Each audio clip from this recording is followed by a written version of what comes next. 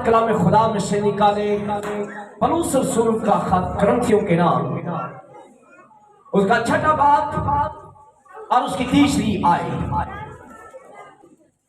क्या तुम नहीं जानते कि हम फरिश्तों का इंसाफ करेंगे? तो क्या हम दुनियावी मामले फैसला ना करें? बस अगर तुम में दुनियावी मुकदमे हो तो क्या उनको मुनसिफ मुकर्रर करोगे जो कलीसिया में हकीर समझे जाते हैं? खुदा के पाक कलाम के पढ़े और सुने जाने पर उसकी खास बरकत हो। सब कहे आमीन। आज जो कलाम का जो अनवान है ये बड़ा ही खूबसूरत है और पौलुस रसूल करंथस की कलीसिया के अंदर एक बात को जब वो देखता है कि कलीसिया के अंदर एक और बड़ी जो है बात आगे उसे नजर आई कि वो कलीसिया के अंदर आपस में जब लोग जो है लड़ाई झगड़े करते, आपस में उनके जो मामला थे वो खुद क्लियर नहीं करते थे,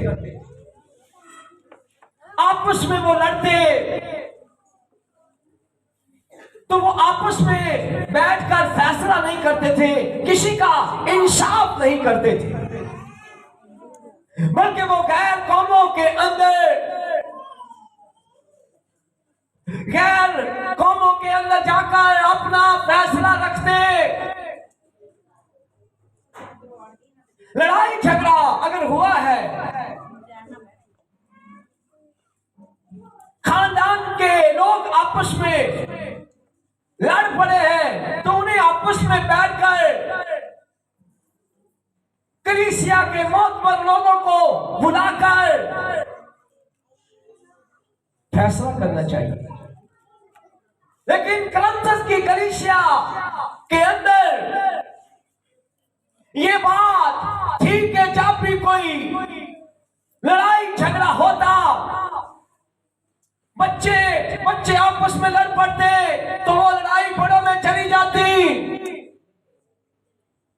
किसी खानदान में झगड़ा हुआ तो वो झगड़ा खुद उन्होंने क्लियर नहीं करना, बल्कि वो गैर लोगों कौमों के पास जाकर अपना मुकदमा रख देते। पौलुस रसूल ने ये देखा तो कलीसिया को खत लिखा और उसने कहा, ऐ ईमानदारों, ऐ खुदा के बेटियां और बेटों, खुदा के बेटियों और बेटों, तुम कैसे हो? तुम क्या कर रहे हो? पौलुस रसूल उन्हें रेफरेंस देता है कि तुम गैर ईमानदारों के पास जाकर अपने फैसले करवाते हो, अपना मुकाम देखो। तुम जो यीशु के खून से खरीदे गए हो, तुम जो यीशु के खून की कुदरत से खरीदे गए हो, तुम्हारी निजात कोई पैसे कोई सोने चांदी से नहीं हुई, बल्कि यीशु के बेशकीमती खून से हुई है। यीशु का खून तुम्हारे अंदर बोलता है, यीशु का जलाली अब्दी खून तुम्हारी रगों के अंदर है, और तुम गैर कौमों के पास जाकर अपने मामले और इंसाफ कहते हो हमारा करो। कहता क्या कलीसिया में कोई भी, कलीसिया के अंदर कोई भी बुजुर्ग, कलीसिया के अंदर कोई भी बहन दना नहीं कि तुम अपने फैसले खुद कर सको। तुम गैर कौमों के पास जा रहे हो और आज भी मसीह कौम लड़ाई झगड़ा हो जाए तो अपने खादमों की नहीं सुननी। अगर खादम कहते ना सुलह कर लो, नहीं जी पास। कोई 4 कलीसिया के लोग किसी के घर में चले जाए, कहेंगे यार छोड़ इस बात को, लोग मानते नहीं। और गैर कौम कि 4 भाइयों के पीछे बैठे होते और कह रहे हैं चाचू साडा फैसला करेगा, जो गैर कौम का बंदा फैसला कर रहा। गैर कौमों को अपने ऊपर बैठा लिया, लेकिन पौलुस रसूल कहता है कुरिन्थस की कलीसिया के अंदर भी यही बात था। और आज भी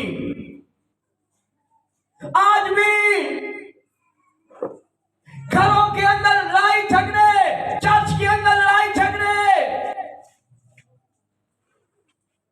और फैसला कहां पर जा रहे हैं? गैर कौमों के पास।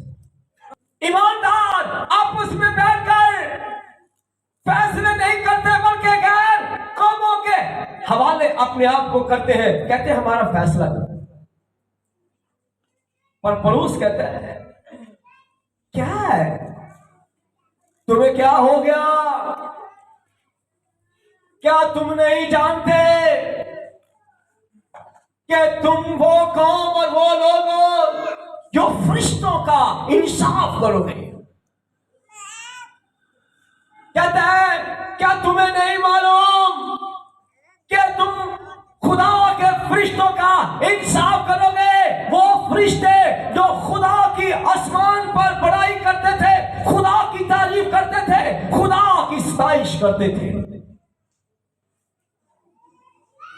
और आसमान पर मिकाएल, जब्राएल और लूसीफर खुदा की खिदमत करते थे, खुदा के नाम को जलाल देते थे।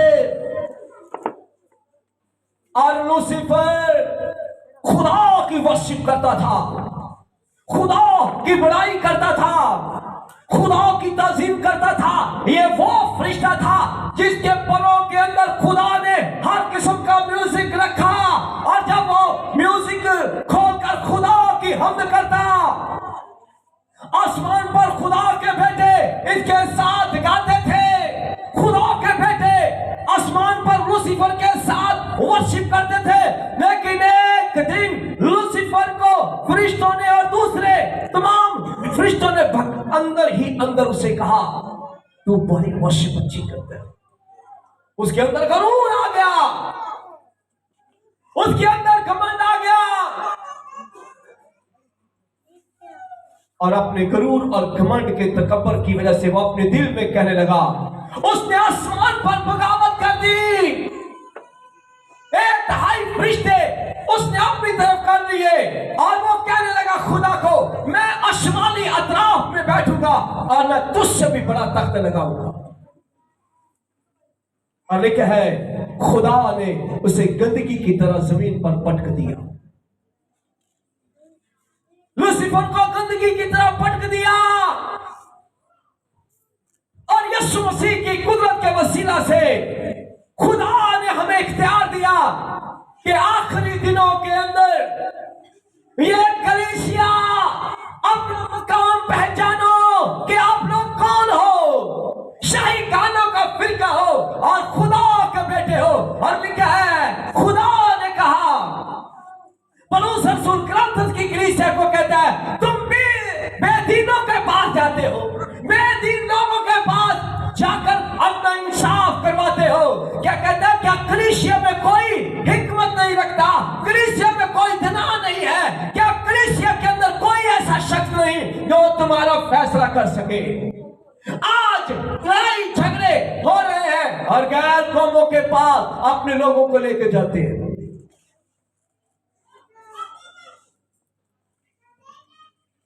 एक बहन डीएसपी के घर लगी, यकीन करो उन्हें पूरे महल्ले ਨੂੰ वक्त पाया। जरा लड़ाई होनी तो सीधा डीएसपी के कोल डीएसपी ने कहना लै चुके हो आप तो बाजी कुर्सी से बह जाती सी दूजे थले बिठा देंगे डीएसपी ने कहना ये मैनू मारिया मेरे बच्चों में मेरे घर में खैर कौमों के अंदर जाकर फैसले होते हैं तो पादरी अगर पहुंच भी जाए ना तो कहे ना बाजी दफा करो इस गल छड्डो लड़ाई झगड़े पादरी साहब तुहाडा काम है बाइबल सुनाना साडा वेख खून साडा मेरा खून बड़ा खौलदा पे पादरी साहब जो मैं वेख लेनी हाँ तो मेरा चेहरा करता मतलब गला ही ना पता पादरी साहब के सामने क्या है ये असी आख के बाहर आ जाने लो जी लगे रहो ना पे क्योंकि कलीसिया के अंदर आप अपने खादमों को और अपनी कलीसिया को जलाल नहीं देते। यीशु मसीह ने कहा कि अगर तेरा भाई तुझसे गिला शिकवा और लड़ाई झगड़ा हो जाए तो उसे क्या कर, पहले कमरे में जा, पशीदगी में उसे सिखा, पशीदगी में उसे समझा। अगर वो ना समझे तो कलीसिया के चंद बुजुर्गों को लेना। कितने बुजुर्ग इतने एल्डर पैसे कितने वास्ते है? वो कहेगा मैनू हिसाब दे दो पादरी साहब, मैनू यह थैली फड़ा दो। भाई एल्डर पादरी साहब एल्डर बुढ़ा क्यों रखा जाता है कि उन्हें सारी जिंदगी चिट्टे वाल तो कुछ नहीं जानते। एल्डर का मतलब है कलीसिया के अंदर अगर कोई बात हो गई है, एल्डर तो ना होता है, क्या होता है एल्डर? क्या होता है? ऐ नहीं होता एल्डर चुगली खोर, इधरों गल चुकी ते चुके इधर ना। भैन मैं तेन दसना एक गल, कलाम में लिखा पौलुस कहता है कलीसिया के बुजुर्गों को बुलाओ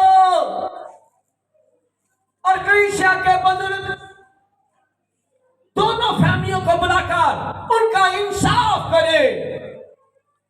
इंसाफ गैर कौमों के पास नहीं है।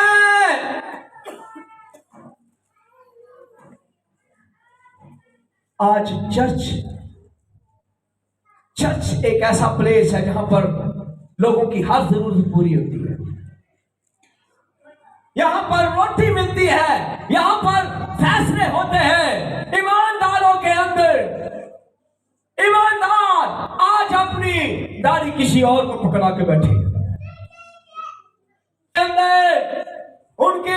उनकी पंचायतों के अंदर तमाशा बने हुए हैं। लेकिन पौलुस रसूल कहता है कलीसिया में कोई दिना नहीं। क्या कलीसिया में कोई किसी को खुदा ने हिकमत नहीं दी कि वो खुदा के लोगों का इंसाफ कर सके? खुद कहता है अगर तुम कलीसिया के लोगों का इंसाफ नहीं कर सकते तो क्या आखिर में खुदा, तुम्हें पता है खुदा के वो फरिश्ते जिन्होंने नाफरमानी की है, जिन्होंने खुदा के हुजूर नाफरमानी की है, तुम उनका इंसाफ करोगे। फरिश्तों का इंसाफ करने वाले, फरिश्तों का इंसाफ करने वाले हम हैं। 1/2 फरिश्ते गिराए गए लूसीफर के साथ, 1/2 फरिश्ते गिराए गए। और हमें, आपको पता है, हमारे अंदर खुदा ने हिकमत रखी है। सुलेमान से भी बढ़कर हिकमत हमारे अंदर है, क्योंकि खुदा के बेटे यीशु ने कहा अगर किसी के पास हिकमत की कमी है तो वो मेरे पास आए। और सुलेमान के पास हिकमत और 2 औरतें आई, दोनों के बच्चे हुए एक ही दिन में। एक का बच्चा मर गया और एक का बच्चा जिंदा रहा। और सुबह हुई तो वो कहने लगी ये जिंदा मेरा है, वो कहने लगी मेरा है। जब सुलेमान के पास फैसला आया, क्योंकि हिकमत से भरा हुआ वो शख्स था, वो दोनों मान नहीं रही थी। सुलेमान ने क्या किया, बच्चे को कहा लटाओ और उसको 2 टुकड़े कर दो। जिसका नहीं था वो कहती ये अच्छा करेगा, वो अच्छा फैसला करेगा कि हम दोनों को आधा आधा दे दे। लेकिन जो असल माँ थी वो कहने लगी नहीं, ये बच्चा इसी को दे दे, मैं अपने बच्चे को। तो सुलेमान ने भांपा, देखा हिकमत उसके बातन के अंदर, क्योंकि उसने खुदा से हिकमत मांगी और वो अपने लोगों का इंसाफ करने लगा। और आज पौलुस रसूल यही कहता कलीसिया के अंदर कोई सुलेमान जैसी हिकमत नहीं कोई रखता, सुलेमान जैसा कोई दिना नहीं कि आज गैर कौमों के पास अपने फैसले लेके जाते हो। गैर कौमों के पास तुम झगड़ा लड़ाई हो जाता है, बच्चों से लड़ाई झगड़ा हो रहा है कौमों के। और क्या क्या कर रहे हैं, सीधा थाने रिपोर्ट। और अच्छे बीबी नाल ही कही जाएगी 15 ਤੇ ਕਾਲ ਕਰ ਦੇ, ਤੇਰਾ ਜਲਦੀ ਨਾਲ 15 ਤੇ ਕਾਲ ਕਰ ਦੇ। ਮੇਰੇ ਫਿਰ ਹੁੰਦਾ ਕੀ, ਕੁਛ ਵੀ ਨਹੀਂ। ਨਾ ਉੱਥੇ ਜਾ ਕੇ ਬਿਠਾ ਲੈਂਦੇ ਨੇ, ਕਹਿੰਦੇ ਲਿਆਓ 5-5 हज़ार रुपया। ये 115 कॉल जी ना, ये बड़ी खतरनाक। बीबिया को फोन होता है, बंदे को पता भी नहीं होता, कहती तू जो बाहर से बोल रहे मैं कर दिता ही तेरी तेरी तेरी किट्टी सियानी बुढ़ी है, मैं उदो ही कर छड़े थी इस तो पहले कि वो कर। बेवकूफ और नादान हवा दी है। कोलों को हवा देने से कभी कोलों की आग मदम नहीं होती, लड़ाई को बढ़ाने से बढ़ती है। और इसी तरह पौलुस रसूल कुरिन्थस की कलीसिया के अंदर लड़ाई झगड़ों को देखकर वो गैर कौमों की पंचायतों के अंदर गैर कौमों के जो लोग हैं कलीसिया का इंसाफ करते थे, तब पौलुस रसूल ने कहा क्या तुम नहीं जानते ऐ कलीसिया के लोगों, मैं तुम्हें बताता हूं तुम वो ईमानदार हो कि तुम खुदा के वो फरिश्ते जो आसमान पर जिन्होंने नाफरमानी की है तुम इनका इंसाफ करो। अच्छा कई बंदे रहा फरिश्तियां ना भी करेंगे, हम करना क्यों नहीं है, हम फरिश्तों का इंसाफ करेंगे जिन्होंने खुदा के हजूर नाफरमानी की। जो पर उन्होंने होंगे संगलों च बरीचे होंगे, कटहरे च खड़े होंगे, उत्थे जज होंगे। हालेलुया। हाँ भी तू की कीता सी? वो कहेगा जी मेरे को गलती होगी। की तरह गलती हुई है दस भी? वो कहेगा जी मेरे को गलती होगी, लूसीफर ने मैनू बहकाया, जिवें हवा नूं बहकाया मैनू भी बहकाया, ते मैं बह गया सा। मैं साज आवाज बजाता था आसमान पे, मैं साजो आवाज बजाता था, खुदा के लिए वर्शिप करता था। और इस लूसीफर ने मुझे बहकाया और इसने मुझे कहा कि हम खुदा से भी बड़ा तख्त लगाएंगे और तुम वर्शिप करना आजाद। तो मैं उसे जज हूं, तो मैं कहता ठीक आगे गल कर, आगे बता तू क्या करेगा। वो कहता है जी गलती होगी माफी करो। मैंने कहा नहीं भाई ना माफी करो, मैं तो किसी को गलती माफ नहीं करूंगा, मैं नहीं माफ करूंगा। इतने देर बाद मैं जज की कुर्सी के ऊपर बैठा हूं इंसाफ करने के लिए, फरिश्तों का इंसाफ करने के लिए। 3 कैटेगरी के लोग मेरे पास आने वाले हैं, क्योंकि मैं खुदा के तख्त के साथ बैठूंगा, क्योंकि यूहन्ना और कहता है सफेद तख्त है। मेरे बाप का तख्त कौन सा है? सफेद तख्त है। वाह सफेद तख्त है, और उस तख्त के ऊपर कौमों की दावत करने के लिए मेरे बाप ने कहा ले मेरे बच्चे, मेरे बेटे, ये ले मैं तुझे इख्तियार देता हूं। पहले सुने, पतरस रसूल यीशु के पास आता है मत्ती की अंजील के अंदर 19 बाब और उसकी 7वीं आयत के अंदर पौलुस रसूल के बाद पतरस रसूल हमें आगाह करता है। पतरस रसूल कहता है यीशु मसीह को, ऐ खुदावंद हमने तेरी खातिर बच्चों को छोड़ा, बीवी को छोड़ा, खेतों को छोड़ा, माल और दौलत को छोड़ा, रिश्तेदारों को छोड़ा, तू हमें क्या देगा? और यीशु मसीह उसी वक्त पतरस को कहता है अब पतरस जब इब्ने आदम के साथ आएगा तो तुम 12 कबीलों का इंसाफ करोगे, मैं तुम्हें दालत दूंगा, मैं तुम्हें इख्तियार दूंगा अदालत का। अब देखो जी एक हाई कोर्ट है, एक सैशन कोर्ट है, तो कोर्टां वखरियां वखरियां, तुसीं जिन्ने मर्जी कहो मैनूं ते नहीं पता। तुसीं भावें छोटी कचहरी च बह जाना ते भावें, तो मैं तो भाई सुप्रीम कोर्ट ते बैठ के मैं तो फरिश्तियां दा इंसाफ करन लगा जी। मैं तो सीधी कड़ी गल 12 कबीले दा इंसाफ जेड़ा मर्जी कर दे। उसने कहा पतरस को कहा अगर तुम अपना सब कुछ छोड़कर मेरे पीछे आए हो तो मैं अपनी नई पैदाइश के ऊपर जब मैं अपने जलाल के साथ इस जमीन पर आऊंगा तो इस्राएल के 12 कबीलों का इंसाफ मैं तुम्हें इख्तियार और अदालत का इख्तियार दूंगा, मैं तुम्हारे सुपुर्द अदालत करूंगा। पौलुस कलीसिया को कहता है तुम फरिश्तों का इंसाफ करोगे, और पतरस कहता है तुम अदालत, तुम्हारे सुपुर्द अदालत की जाएगी कबीलों का, याकूब के 12 बेटे, यहूदा, दान, आशर, नफ्ताली, यूसुफ, बिन्यामीन, 12 कबीले।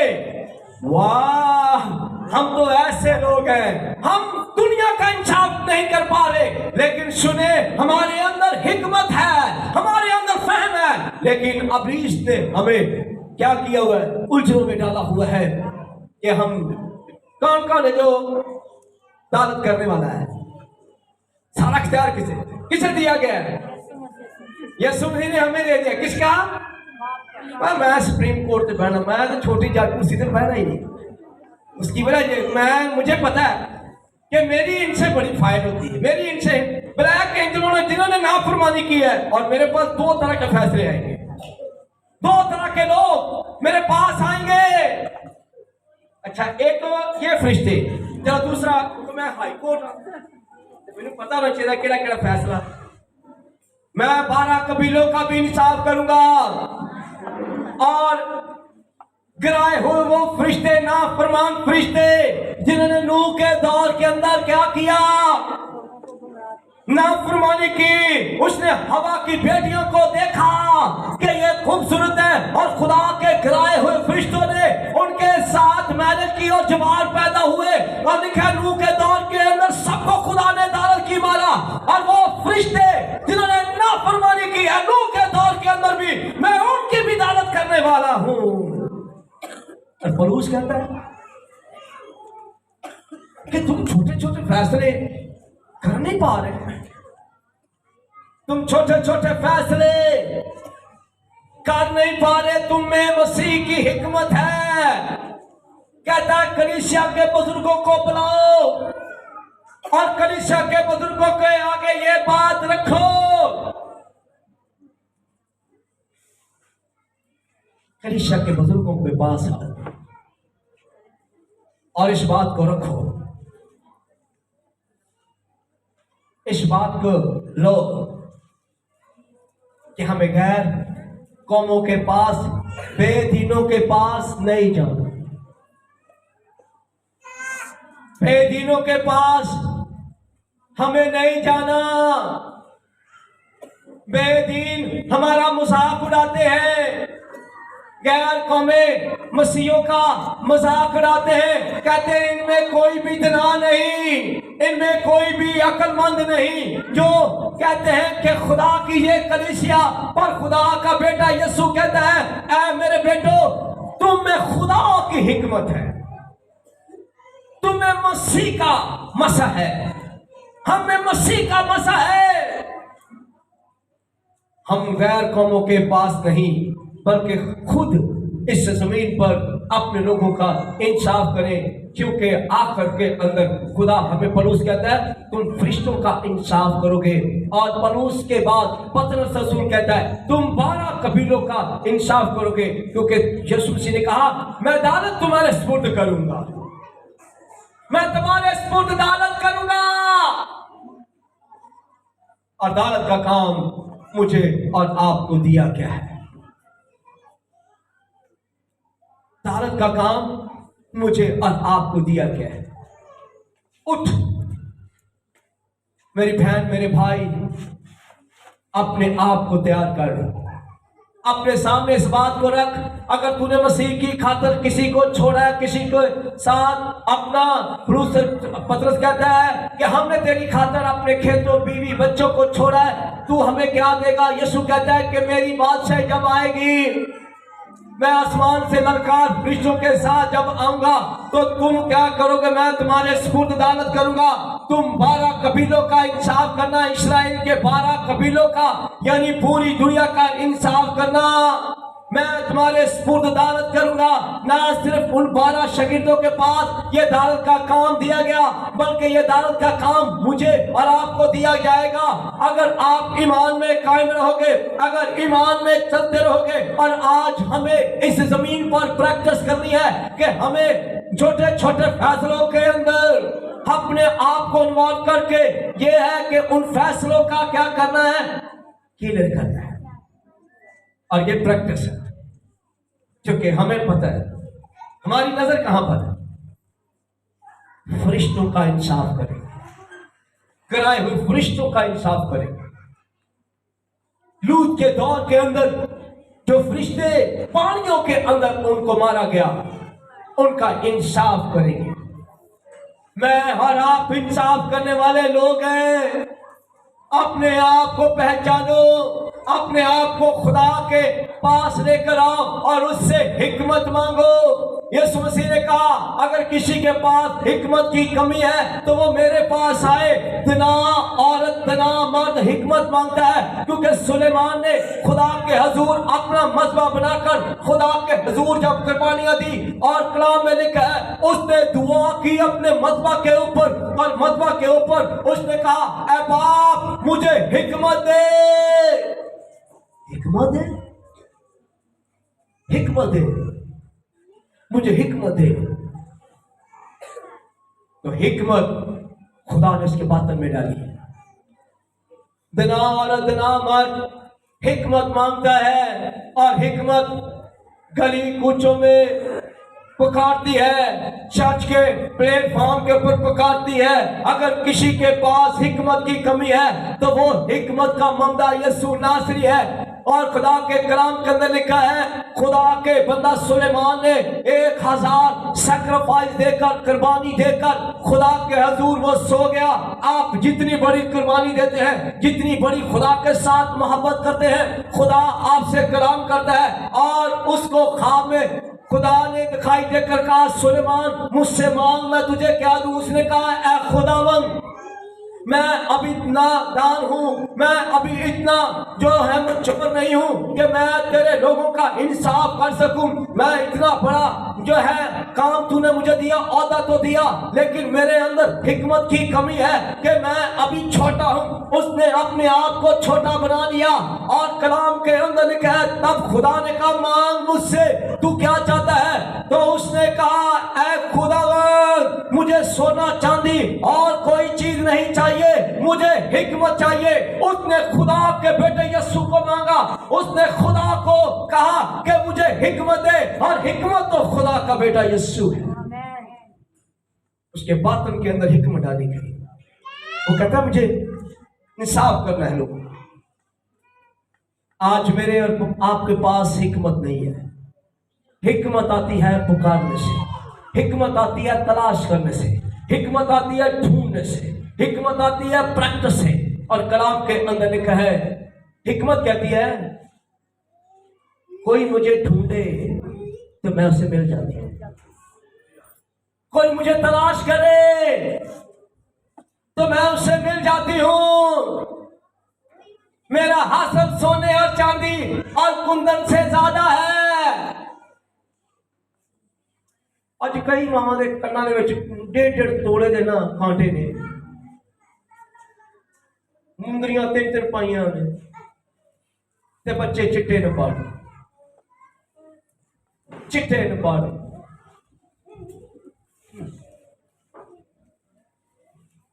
इतना के बेवकूफ है।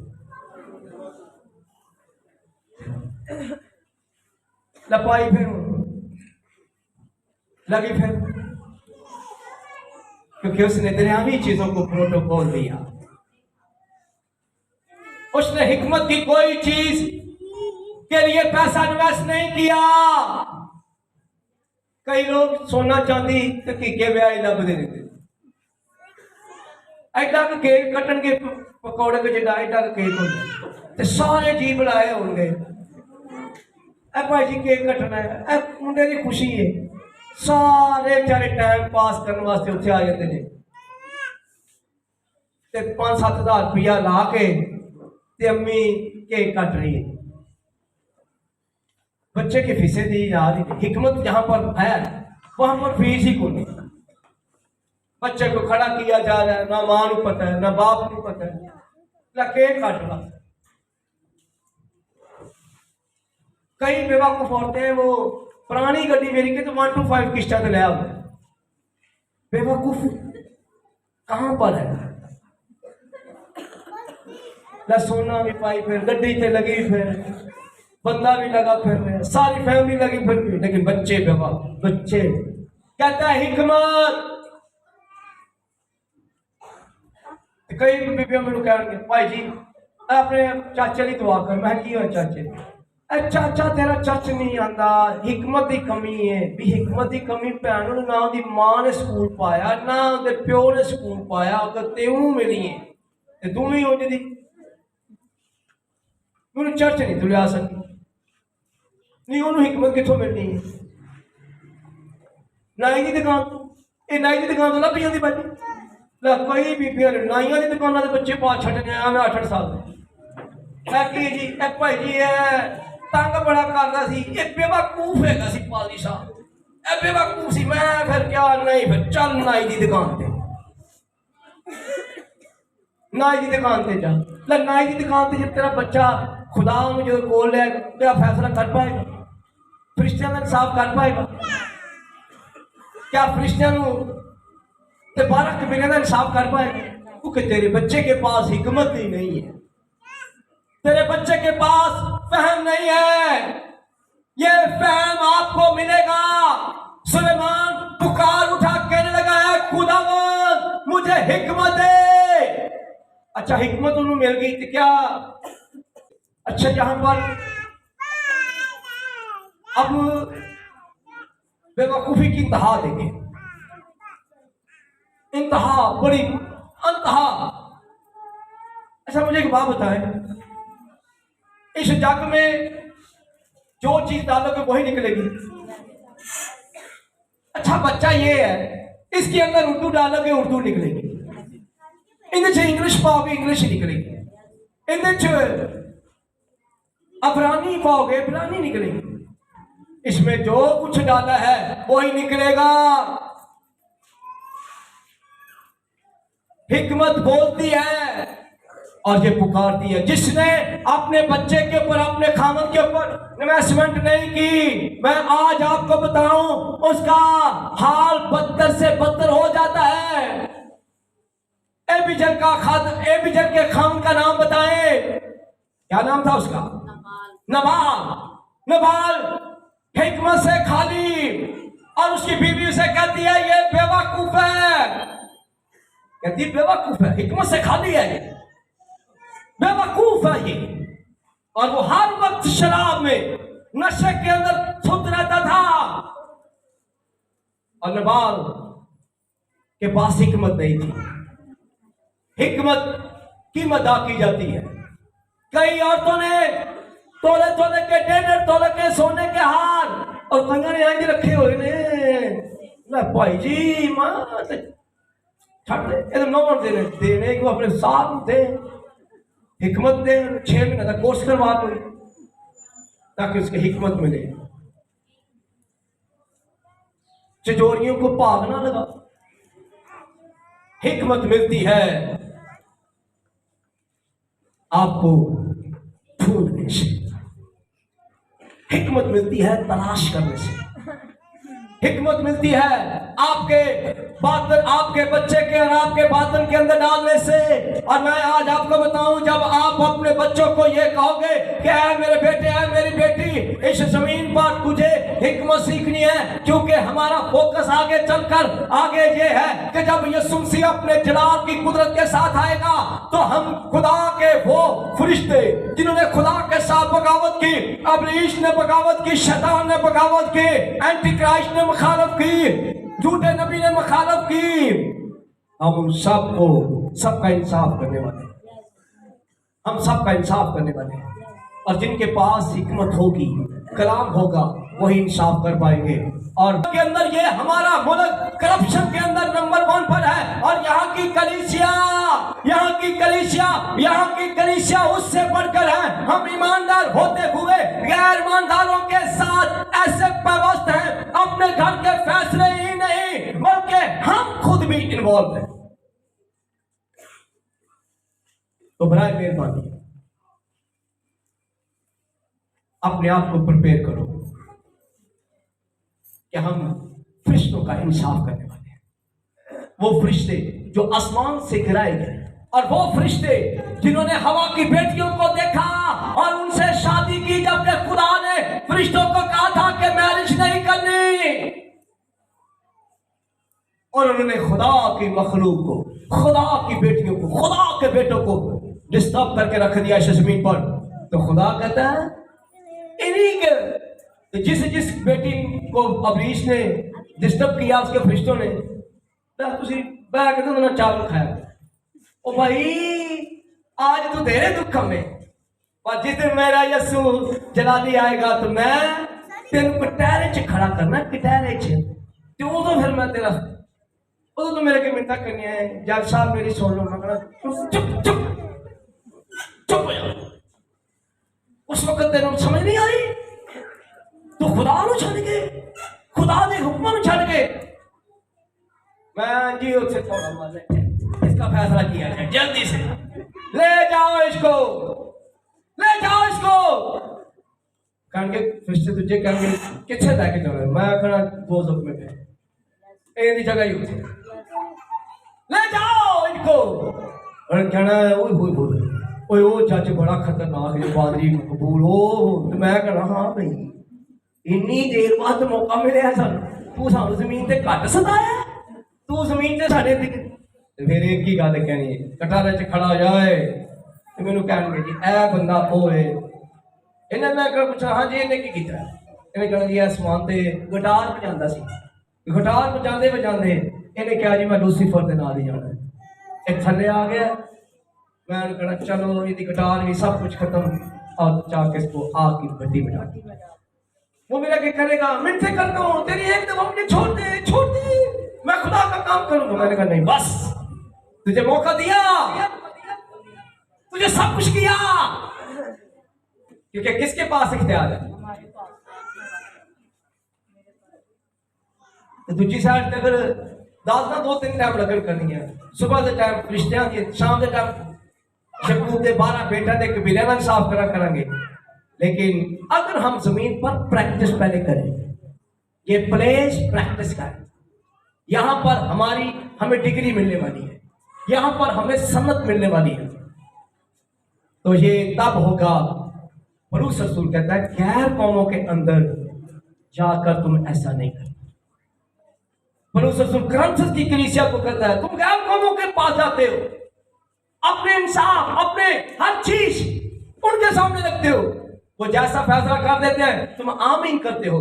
कहते हैं कलीसिया को कहता है ऐ मेरे बच्चों, ऐ मेरे बेटों, ऐ मेरी बेटियों, क्या तुम्हें पता नहीं कि तुम्हें खुदा ने अपने बेशकीमती खून से खरीदा, और वो खुद तो सफेद तख्त पर बैठा हुआ हर एक की अदालत करेगा, और उसके बाद तुम्हें इंसाफ के लिए खुद खड़ा करेगा, और तुम्हें इख्तियार देगा कि तुम खुदा के कराए हुए उन फरिश्तों का इंसाफ करोगे, और 12 कबीलों का इंसाफ करोगे। और आखिरी 2 मिनट और लूंगा, और वो ये कौन है, यूहन्ना आर क्या कहता है, मुकाशवा 20 बाब और उसकी 4 आयत में क्या कहता है, कहता है फिर मैंने आसमान पर खुदा के तख्त को देखा, और उसके तख्त के सामने बहुत से तख्त हैं, और उन तख्तों के ऊपर जो है बैठे हैं उन्हें अदालत का काम और इख्तियार और सुपुर्द किया, अदालत सुपुर्द की गई।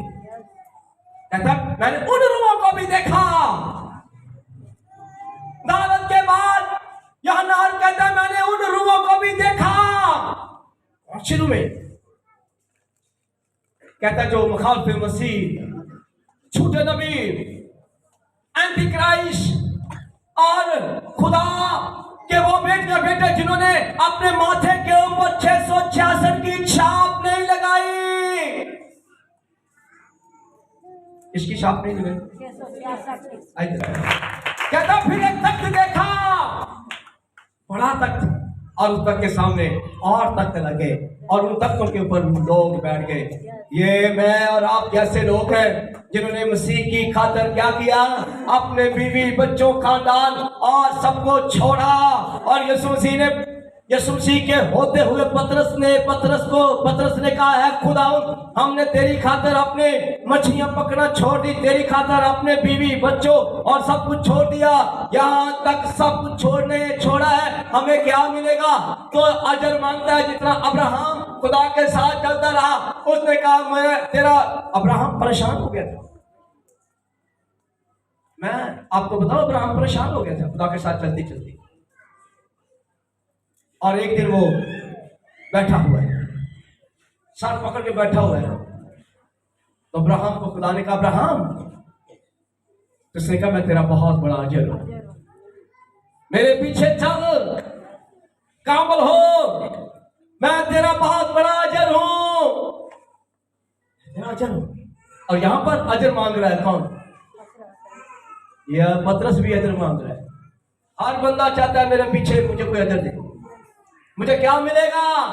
और पतरस को खुदा ने कहा तूने मेरी खातिर अपने घर माल दौलत को छोड़ा है और आसमान पर तुझे 100 गुना मिलेगा। और यीशु ने कहा मेरे बाप के घर में बहुत से मकान है, अगर ना होते तो मैं तुम्हें साफ कह देता, आसमान पर हमें आला से आला घर मिलने वाले हैं। यहाँ अगर आप अपने खानदान को छोड़ते हो, बीवी बच्चों को, दौलत को, खेत पाकिस्तान को छोड़ते हो, आसमान पर तो 100 गुना और जमीन पर भी 100 गुना मिलने वाला है। इसीलिए यूहन्ना कहता है उन तख्तों के ऊपर मैंने उन लोगों को देखा, लोगों को बैठे हुए देखा जो इस्राएल के 12 कबीलों का इंसाफ करेंगे और उन लोगों का इंसाफ करेंगे जो आसमान से फरिश्ते गिराए गए। और अब तीसरी बात यूहन्ना कहता है फिर मैंने वहां पर उन लोगों को देखा जिन्होंने अपने सर के ऊपर 666 की मोहर नहीं लगाई, छाप नहीं लगाई, और गवाही देते हुए, क्या देते हुए?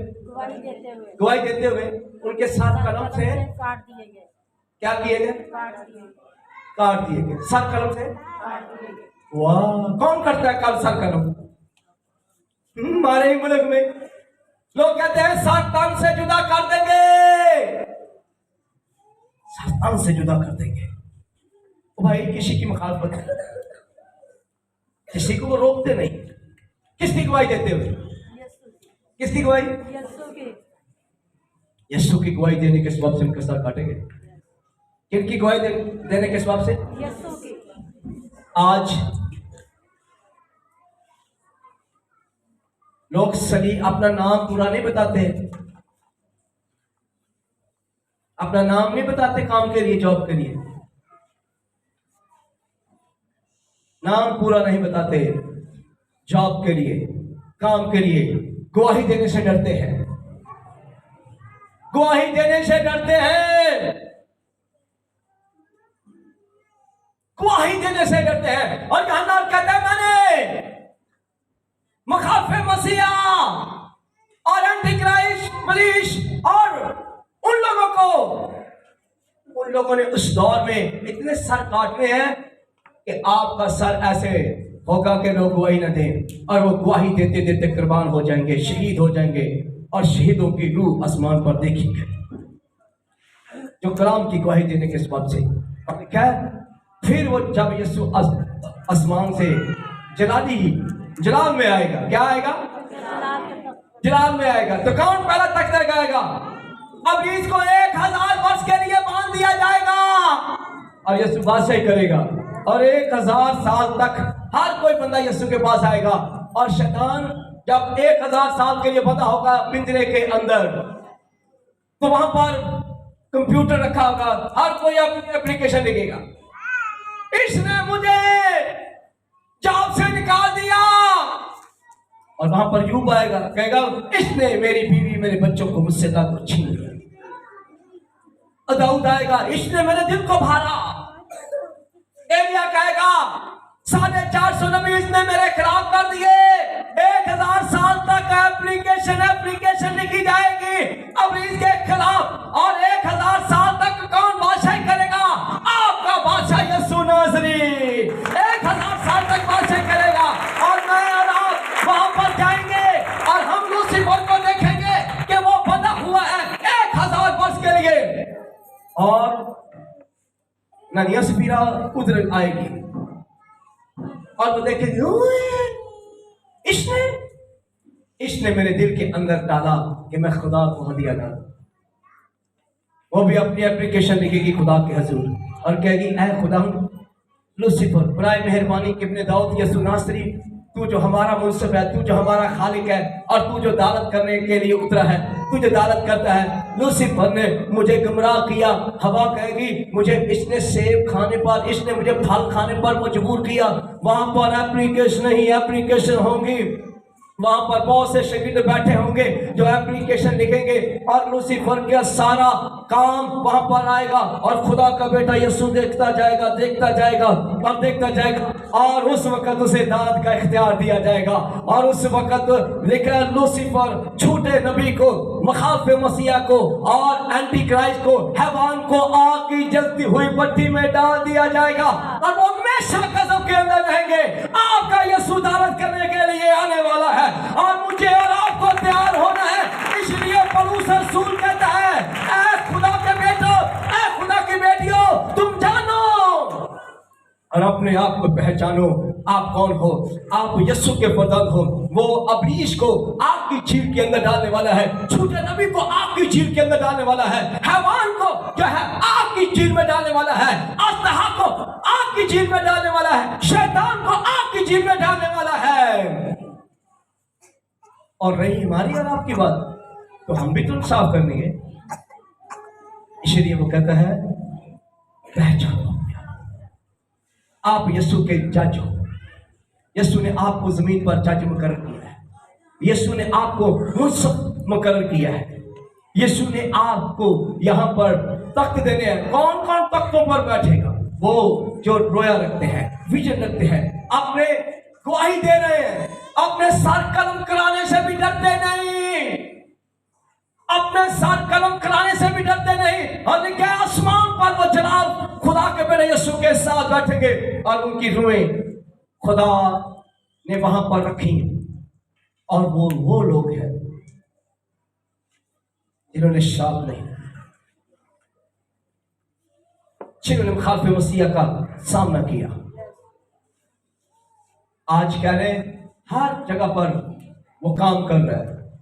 अपनी गवाही को खड़ा करो, अपनी गवाही देने से बाज ना आओ, अपनी गवाही के सबब से गालिब आओ, क्योंकि आप खुदा के फर्जंद हो, आप खुदा के बेटे हो, आप खुदा के लोग हो और आप दालत करने वाले हो।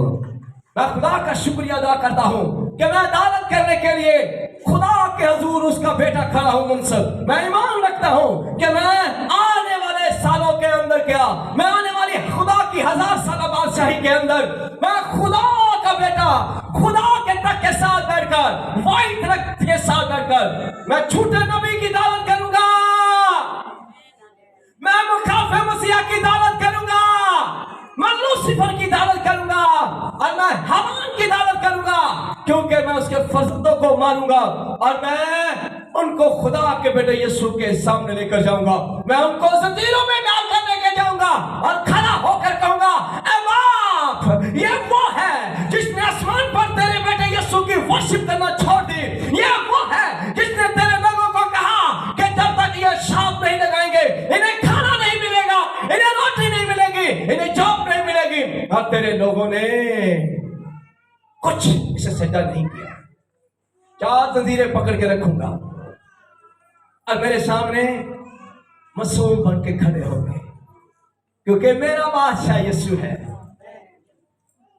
जलाली बड़ा यीशु मेरा बादशाह है।